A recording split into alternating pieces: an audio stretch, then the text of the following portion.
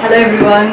So we are here for the next video that we are talking about nature and characteristics of the management. In the first video I had narrated a story, what is the actually why we need to learn management and what is the importance of management, what is the meaning of management, that we have already discussed. In today's class we are going to discuss about the nature or the characteristics of management. What makes a management more management, that we are going to discuss. So first is management is a group activity.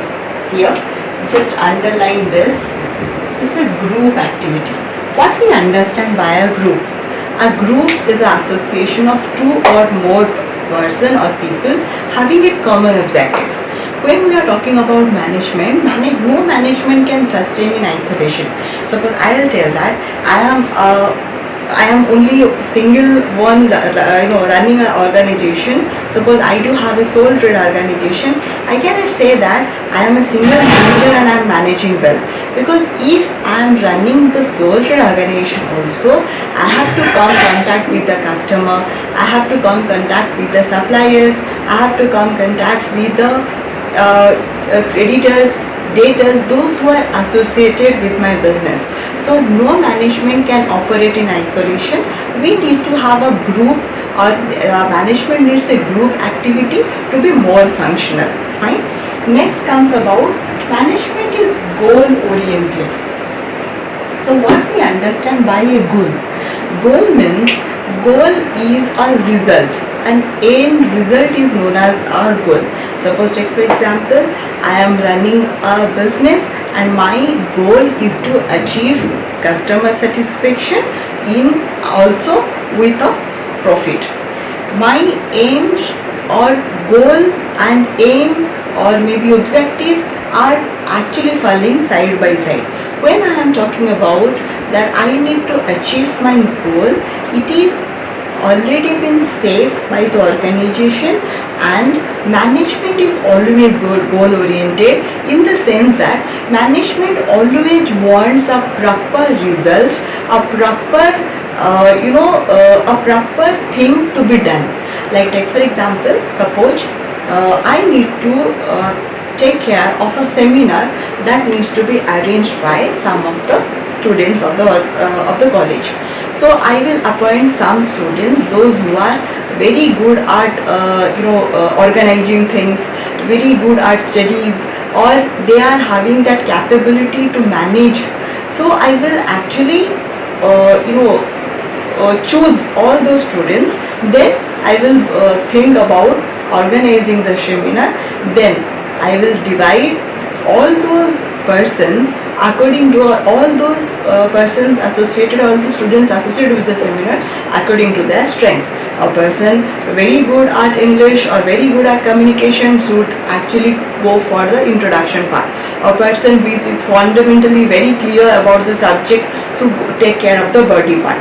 When we are talking about the conclusion part, that conclusion part also plays an important role, or that responsibility should be given to someone which is very communicative or has developed a communication skill. Fine. So when I am thinking about arranging or thinking about conducting a seminar, then I am arranging those persons. Then why I am arranging those persons in a proper way? Because I want a proper result out of it. I want that seminar should be done in a proper way, and that seminar should be effective. And how that should be effective? If I will actually go for a proper management. How I will go for proper management? Through all these type of functions, like I will plan properly, then organize, I will place the persons at appropriate place, I will direct them, I will make them work, then only I can expect a result. So always remember, management is always a goal oriented, or management always wants a result. It won't ask you anything, but it will ask you what is the end result.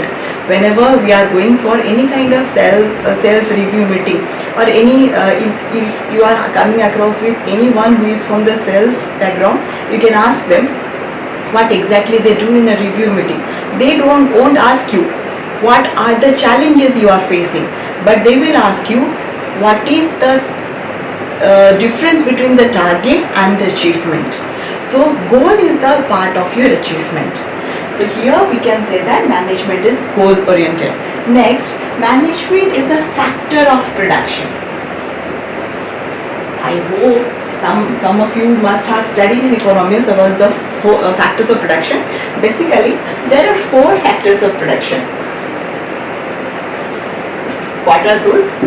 Yes, land, labor, then organization,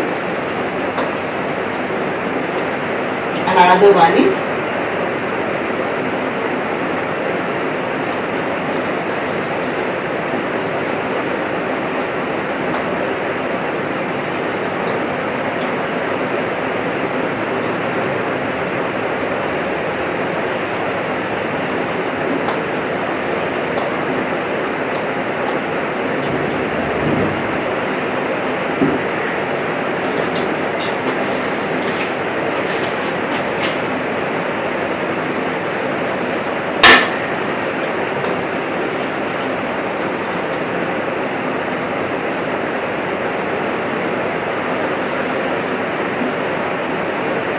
these are the 4 factors of production. First one is land, another one is labor, third one is organization, and fourth one is capital.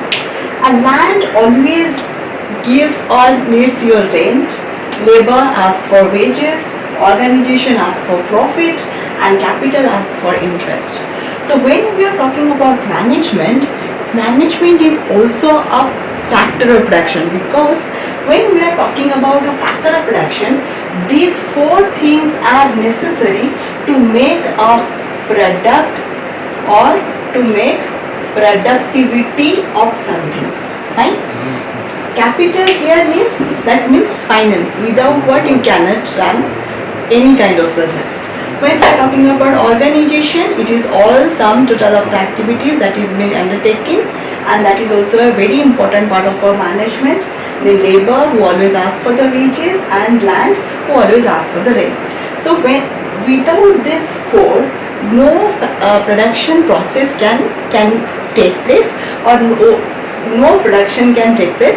So that is why we can say that not only this 4 but also management is an important factor of production. Right? Next comes about management is a universal character. Management does have a universal character. Management is universal character, that means it has an universal acceptability. We cannot say that management is only meant for the persons those who work for corporate. Management is meant for persons those who are management may not need for those who are working in small urban or small rural areas. So we cannot segregate, or we cannot have a differentiate all the things, because management has an universal acceptability. Means management is there in schools, management is there in colleges, management is there in corporates, management is there in in politics, management is there in legal system. So management has an universal acceptability and universal applicability. Management is not, we cannot say that this thing does not need management. It is everywhere and it is omnipresent. It is everywhere, and its presence can easily be differentiated. Like take for example, we can have, or we can see in some of the success stories and some of the failure stories, that if one organization is managing well, that means that organization is productive, that organization is going to give us a better result. But if one organization lacks in management, then definitely that organization is going to lose. The organization may face with some of the future problems, consequences. The organization will face with the losses. So whenever we are talking about universal, or it is universal character, that means the universal applicability or universal presence of management in each and every sphere, or in each and every field. Okay, if we will take about sports also, without sports nothing can be. If you have seen why we are talking about MS Dhoni, the captain cool, why we are actually talking much about him, because whenever he is there in field, his managing or his management comes out with a very good result oriented approach. Like take for example, suppose he knows that what kind of ball the bowler is going to throw, and accordingly he is arranging the persons, then we are talking about is a part of management. What strategy he is making to actually come out with something which is going to beat the competitor. So whenever we are talking about the universal character or universal acceptability, it is about the management whose presence we can say everywhere, not only in the education but also in politics, but also in corporate. We can see everywhere the acceptability and the presence of your management. Next comes about management is needed in all levels of organization. Fine. But before going for all level of organization, first we need to understand what we mean by all labels. What are the labels of organization? Basically, we are having 3 labels of organization. This is top, middle, this is lower. These are basically the 3 levels of organization. Those persons, those who are in the top level organization are in the part of policy formulation. Those who are coming in the middle part are going for implementation. And here it is the execution or operational part. Fine. This we are going to discuss in detail when we are going to study about the labels of organization. But for your understanding now, just try to understand what exactly this hierarchy tells. See, in the lower class it is more broader. That means here more amount of workforce are there, but their contribution towards management is less.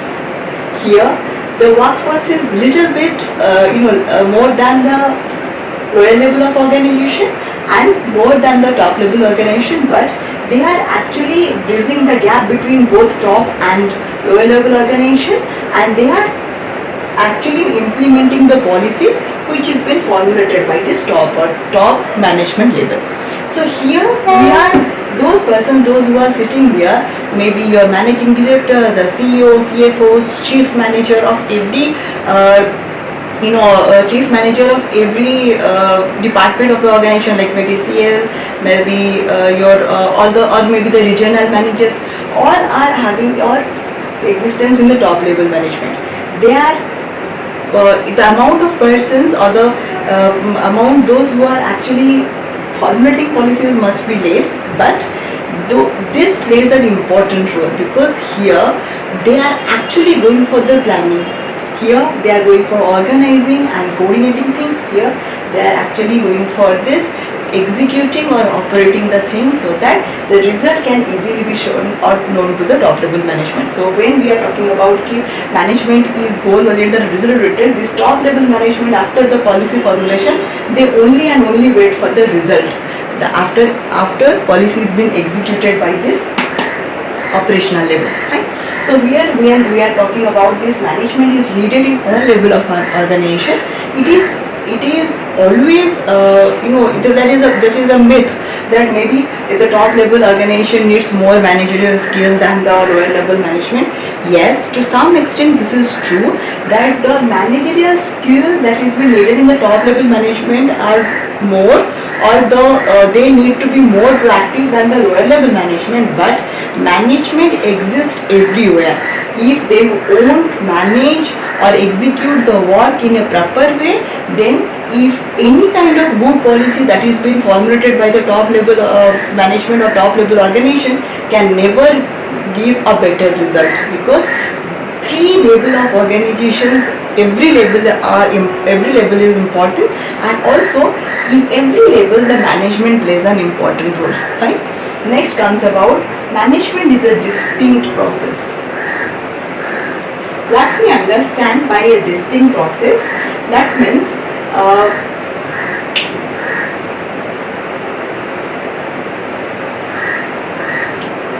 when we are actually thinking about that the process of making or coming out with the result, each process is different from another process.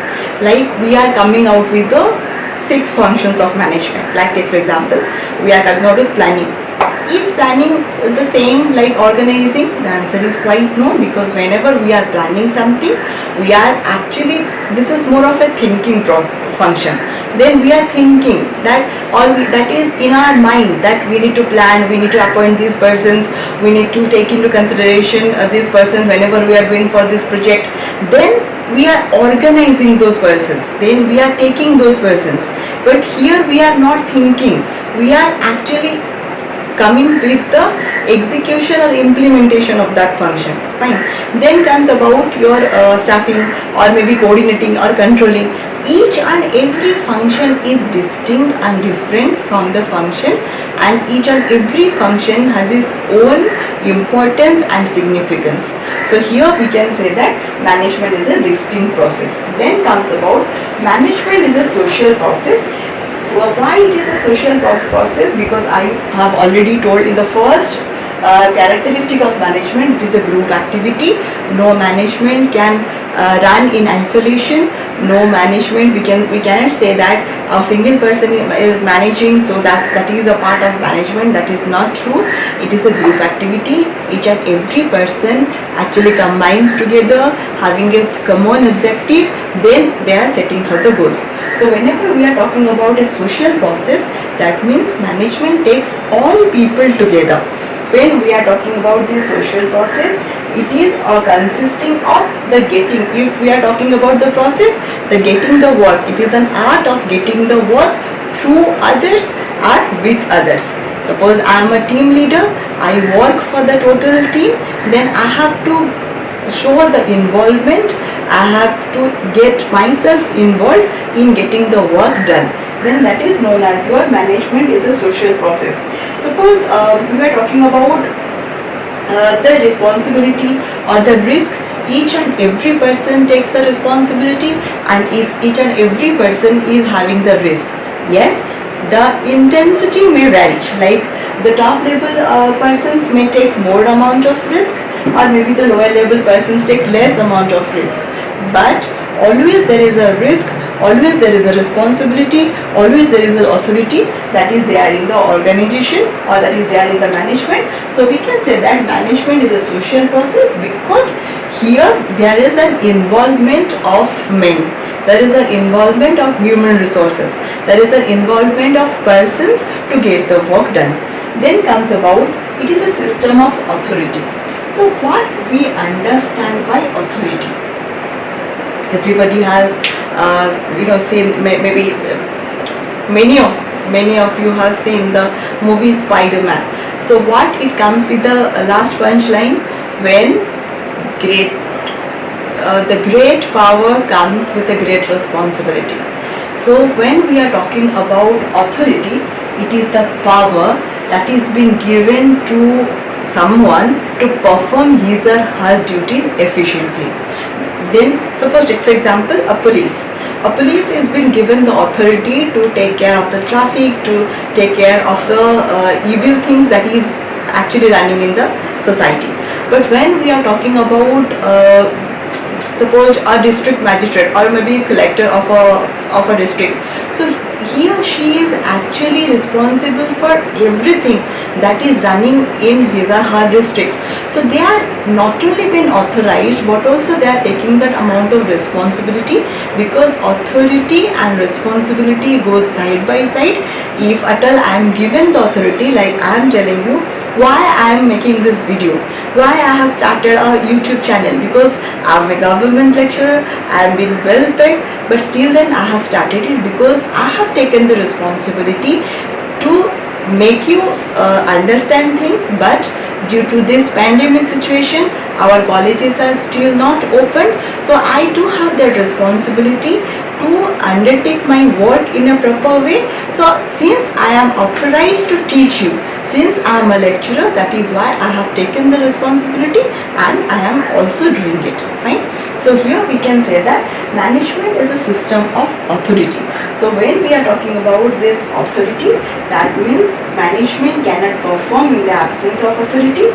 So if one top manager is giving out an order to the middle level manager, the middle level manager has to obey it, and the middle level manager, when they are giving the order to the lower level manager, they have to obey it and perform their duties as per their direction. Right?